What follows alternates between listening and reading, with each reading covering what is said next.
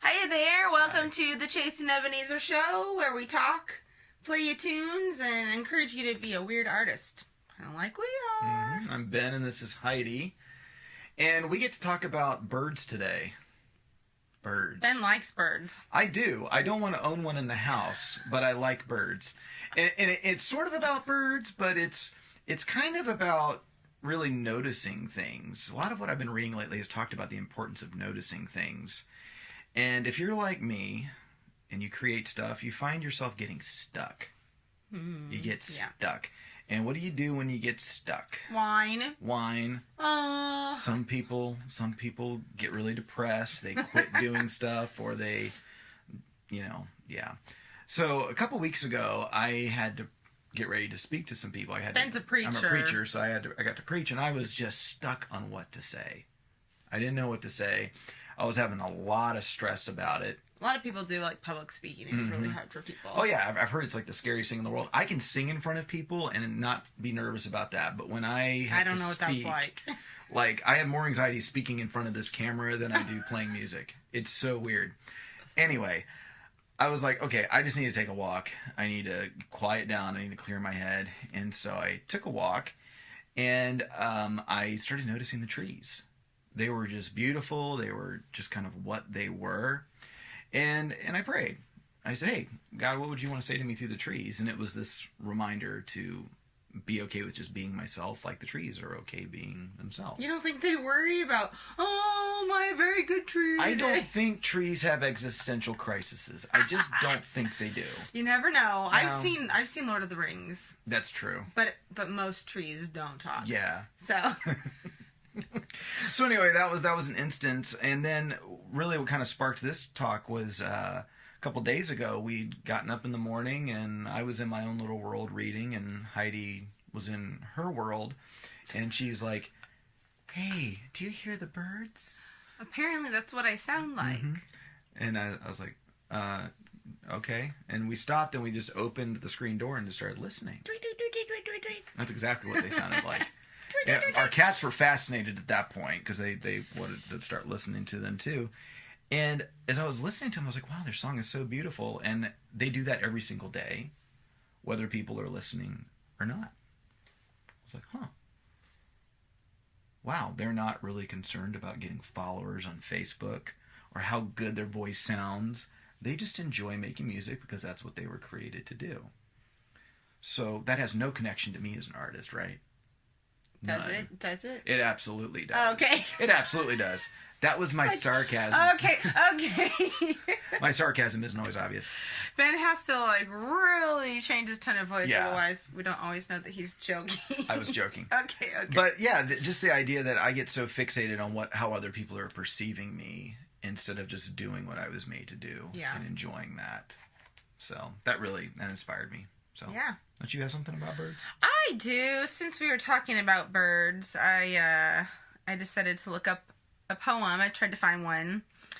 This is by Emily Dickinson. There's also a couple movies I really like about birds. I love Lady Hawk. I know you like the soundtrack is amazing. Yeah.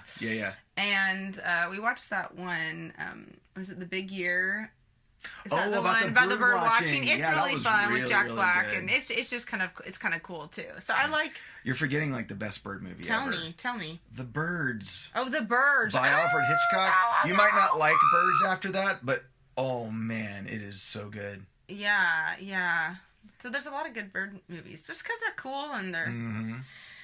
But a poem that I found by Emily Dickinson, she was so much of her work is in tune with nature. So this is her poem called A Bird Came Down the Walk, and I'm going to read it to you in my best Emily Dickinson voice. Okay. A bird came down the walk he did not know I saw. He bit an angleworm in halves and ate the fellow raw. And then he drank a dew from a convenient grass, and then hopped sidewise to the wall to let a beetle pass. He glanced with rapid eyes that hurried all around. They looked like frightened beads, I thought. He stirred his velvet head. Like one in danger, cautious, I offered him a crumb, and he unrolled his feathers and rowed him softer home. Then oars divide the ocean, to silver for a seam, or butterflies off banks of noon leap plashless as they swim.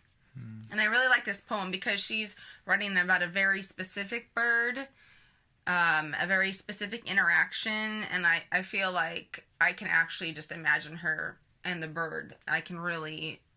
It's not so vague. She's being very specific about her experience. She's paying attention to what the bird's doing, all these senses. So I really like this one. Yeah, that's good. Yeah.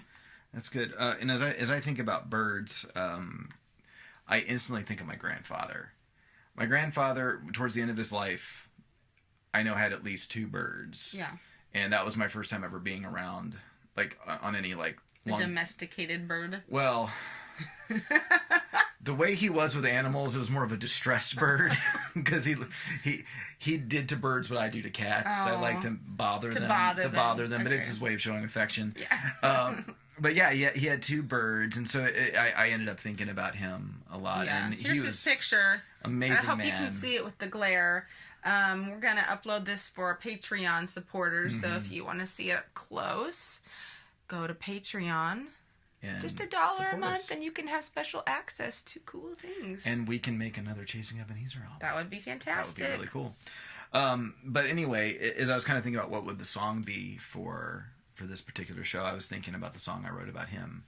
Yeah, that's a good... When he, after he had passed away, and I was now an adult and thinking about him, remembering him, and I was like, what would he think of me now as an adult? I think you're pretty cool. Yeah, I think he'd like you too. Oh, thanks. So, anyways, that's going to be the song. He'd like you too. Yeah. And the song's called Goodbye, and so we'll be sharing that in a little bit. And what's our prompt? Oh, okay. So, I don't know if you like to get up or not early, but just... Just for once, if you're not an early waker-upper, I want you to get up, and you could take a walk, but if you're too sleepy, just open the door and listen to the birds. Like, really, in the morning, you can really hear them because it's quiet, so you can hear them talking to each other, and just sit and enjoy it, and then create something from it, whether it's you write a poem like Miss Emily Dickinson, or you write a song or paint something. Let the birds be your inspiration. Yeah. If you are able to do a bird call, I would love to hear that. Yes. I would love you to really record awesome. that and post that for us. So that would be really cool. Yeah. And if you like the show, would you do us a favor? Would you share it with somebody else that you think would benefit from it? Yeah. Yeah. We would love that. Would love that. Sharing. We appreciate the sharing. Sharing's a great thing. Yep. So we're going to play goodbye for you, and we will now say goodbye. See ya. Bye. 1, 2, 3, 4.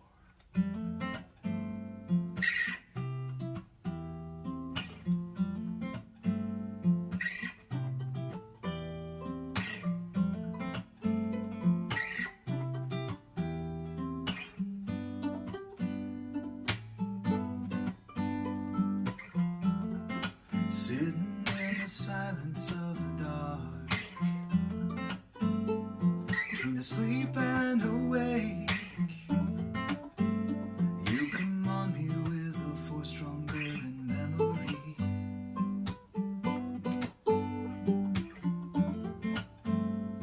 And I'm 14 again,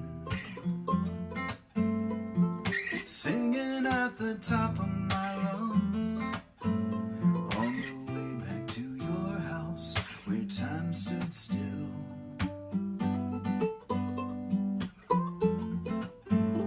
As we try to go to sleep, we talk about anything. The last words before I dream of that I make you proud. Wrote you a song on the day that you died, folded the paper and I put it inside. Didn't know what to say, and I still don't wanna say goodbye.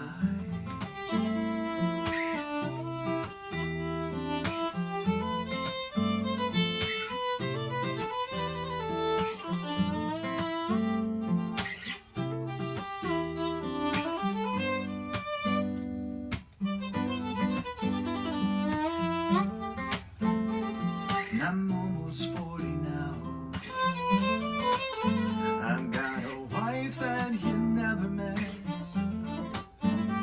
You should see the way she smiles. I know you'd make her laugh.